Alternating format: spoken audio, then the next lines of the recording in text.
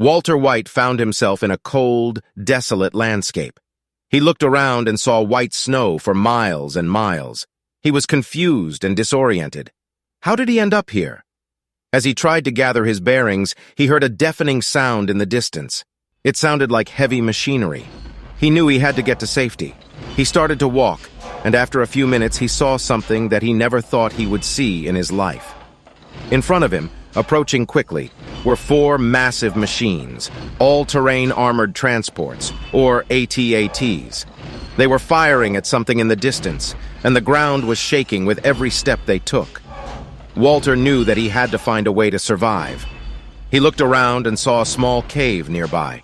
He ran towards it, hoping that it would provide him with some cover. Once inside, Walter realized he was not alone. There were rebels hiding in the cave, trying to survive the oncoming Imperial assault. Walter introduced himself and explained that he was not a part of the rebellion or the Empire. He was just a man who had been transported here by some unknown force. The rebels were hesitant to trust him, but Walter knew that he had to prove himself. He asked them if they had any chemicals, and they looked at him with confusion. Walter explained that he was a chemist, and he knew how to make things that could help them survive the attack. He reached into his pocket and pulled out a bag of blue crystal meth. The rebels looked at him in disbelief. What use was a bag of drugs in a battle against the Empire? Walter explained that the meth was not just any meth. It was his legendary blue meth, which was purer and more potent than anything else on the market. He said that if they could use it to make bombs, they could take out the AT-ATs. The rebels were skeptical, but they had nothing to lose. They gave Walter some materials, and he got to work. Using his chemistry knowledge, he created bombs that were strong enough to take out the AT-ATs. As the battle raged on outside, Walter and the rebels prepared to use their new weapons. They took cover near the entrance of the cave and waited for the AT-ATs to approach. When the machines were within range, Walter and the rebels tossed their bombs. They exploded on impact, causing a few of the AT-ATs to lose their balance and fall to the ground. The Imperial soldiers were caught off guard, and the rebels were able to take most of them out with ease. However, as Walter settled into his new life as a rebel soldier, he found that the fight against the Empire was far from over. 6 months after fleeing Hoth, Walter was assigned a new task, one that would prove to be the most challenging yet. The Rebel Alliance had discovered the location of the second Death Star and were planning a daring attack to destroy it. As he was checking his gear, he noticed a familiar figure stumbling towards him. It was his former partner, Jessie Pinkman, who looked extremely lost and out of place amongst the rebels, wearing baggy jeans and a goofy t-shirt with a PlayStation controller print that says, "A day without gaming is like, just kidding, I have no idea," followed up by a laughing emoji. "Yo, Mr. White, what the hell is going on?" Jessie exclaimed, clearly confused and disoriented. Walter sighed, realizing that Jessie had somehow been transported to this world just like he had. He tried to explain the situation to Jessie, telling him about the Rebel Alliance and the ongoing war against the Empire. Jessie looked even more bewildered. "Yo, am I in goddamn Star Wars?" he asked. Walter nodded.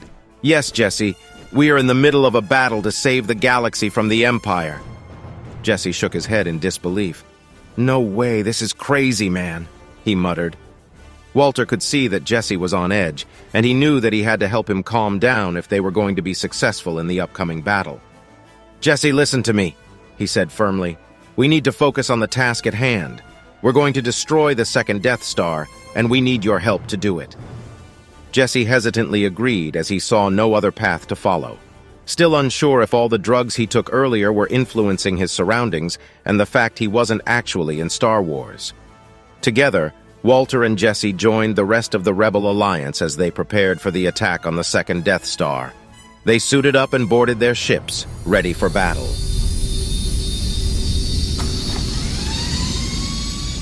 As they approached the massive battle station, Walter could feel his heart pounding in his chest.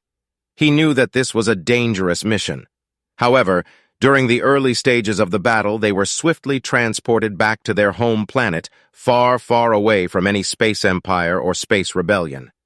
They were relieved they made it home, but they couldn't shake the memory of their time in the Star Wars universe. Walter continued to lie to his family and tell them that he had been at the car wash the entire time, but his wife Skylar was skeptical. He was gone for 6 months and also brought some goofball named Pinkman into their home. Jessie was too busy looking out the window, seeming terrified. It would seem a Victory 2 class Star Destroyer had somehow been transported back to Earth with them, was causing chaos in Albuquerque. Walter and Jessie ran outside only to see it hovering in the sky, blasting buildings and causing destruction. "Yo, holy shit, man, we brought a whole-ass Star Destroyer back with us?" Jessie exclaimed. Walter shook his head. "It's not a whole-ass Star Destroyer, Jessie. It's a Victory 2 class, much smaller and less powerful." Jessie rolled his eyes. "Oh yeah, real fucking great, Mr. White. Let me just pull out my Glock and unload it into goddamn space," he said sarcastically. Walter frowned, trying to come up with a plan. Then he remembered something useful. "Rice and beans," he muttered. Jessie looked confused. "Rice and beans?" he repeated. "No, Jessie, rice and beans," Walter said. "We can use them to poison the crew on the Star Destroyer and take it down." Jessie looked skeptical. "You really think that's going to work, Mr. White?" Walter nodded. "It's worth a shot. We don't have any other options." The two chemists decide to borrow a helicopter from Jessie's friend Badger and pilot it to the Star Destroyer. Once they were on the ship, they worked quickly to distribute the rice and beans to the crew through the food supply. It wasn't easy, but they managed to do it. They hijacked a lone TIE fighter and flew it back down to the surface, hoping the poison they placed in the food supply would run its course soon. Eventually, the ship crashed into the ground and the two chemists were victorious. I shouldn't have said victorious. That sounds like I was making a pun about the Victory 2. Oh well. Anyways, they headed back to their normal lives, content in the knowledge that they had saved their planet from destruction. The end.